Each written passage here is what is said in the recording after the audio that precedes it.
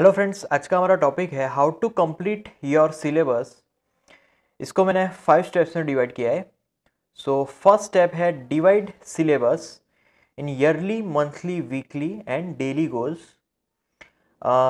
मैंने previous video में भी ये बात बोली थी कि जो भी आपके बड़े गोल्स है उसको छोटे छोटे स्टेप्स में डिवाइड कर दीजिए कि जिससे आप बड़े गोल्स अचीव कर सको। सो सिलेबस को भी अगर आपको कंप्लीट करना है तो सिलेबस 1 महीने या फिर 2-3 महीने में कंप्लीट नहीं हो सकता, राइट। उसको ईयरली, राइट, या फिर 10 मंथ या फिर 9 मंथ में डिवाइड कर दीजिए। सो मंथली, वीकली और daily goals. So daily basis पे आप सिलेबस को डिवाइड कर लीजिए, वो कंप्लीट होगा तो वीकली गोल ऑटोमेटिकली कंप्लीट होगा, और वीकली गोल कंप्लीट होंगे तो मंथली गोल और ईयरली गोल भी ऑटोमेटिकली कंप्लीट हो जाएगा। तो इतना जो भी बड़ा सा सिलेबस है उसको कंप्लीट करने के लिए छोटे छोटे कंटेंट्स में डिवाइड कर दीजिए, छोटे छोटे चैप्टर वाइज डिवाइड कर दीजिए। देन सेकेंड स्टेप है no matter what, complete daily content. Similarly previous video में भी मैंने ये बात बोली थी कि आप अपने अगर डेली गोल्स को अगर कंप्लीट नहीं कर रहे हो तो वो सेकेंड डे में बर्डन बढ़ जाएगा, जो दूसरा दिन है उसमें वो बर्डन डबल हो जाएगा। तो कुछ भी करके आप अपना डेली जो भी कंटेंट है उसको कंप्लीट कर दीजिए कि जिससे वो बर्डन ट्रांसफ़र ना हो जाए दूसरे दिन, अगले दिन के लिए। So always complete your daily content. Try to complete your daily content. If you are not completing your daily content, then review, then replan your goals, replan your weekly goals and try to complete that weekly goal on the basis of daily goals. Then third step है make a habit of studying at the same time. अगर आपका जो time है वो रोज़ाना same होगा तो एक मोमेंटम बढ़ेगा, राइट। इस फॉर एग्जांपल आप सुबह या फिर शाम को 2 और 3 आवर्स के लिए कंटिन्यूस स्टडी करते हो उसी टाइम पे, तो एक हैबिट हो जाएगी कि जिससे आपका एक मोमेंटम बनेगा और आपका जो कंटेंट है वो डे टू डे बेसिस पे इजीली कंप्लीट हो जाएगा। So always make a habit of studying at the same time. Also, I prefer at the same place, right?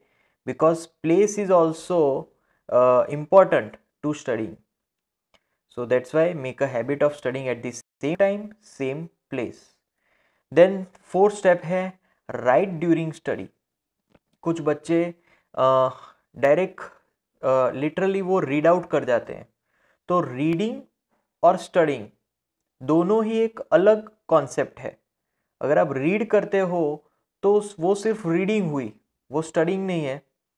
Study करने के लिए आपको वो माइंड में आ जाना चाहिए कि आप जो भी रीड कर रहे हो, राइट।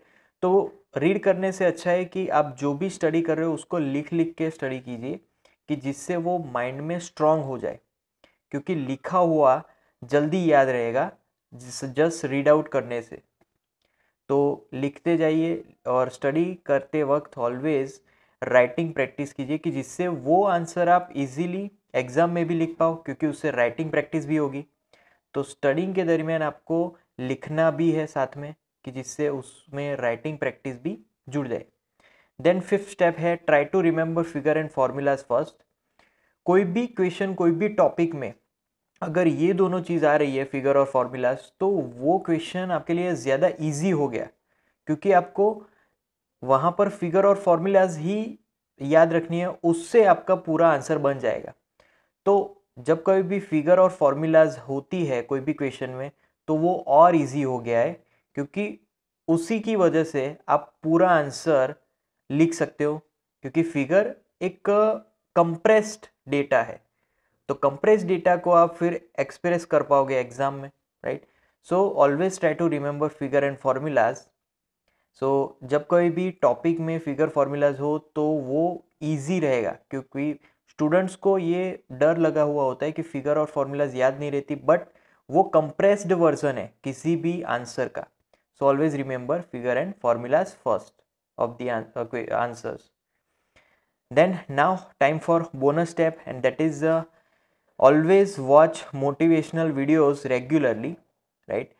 बिकॉज मोटिवेशनल वीडियोस से आपको मोटिवेशन मिलेगा अगर रेगुलर बेसिस पे, मतलब कि सी मोटिवेशनल वीडियोस भी आपको रेगुलर बेसिस पे इसलिए देखना चाहिए कि जिससे आपको मोटिवेशन मिले और उस मोटिवेशन से आप अपने डेली गोल अचीव कर पाओ, और डेली गोल को अचीव करने से आपके weekly, yearly, monthly goal achieve हो सके, राइट? सो इसीलिए मोटिवेशनल वीडियोस बहुत ही ज़रूरी है, एक पावर पैक होता है मोटिवेशनल वीडियोस में। तो always watch motivational videos regularly to get your target.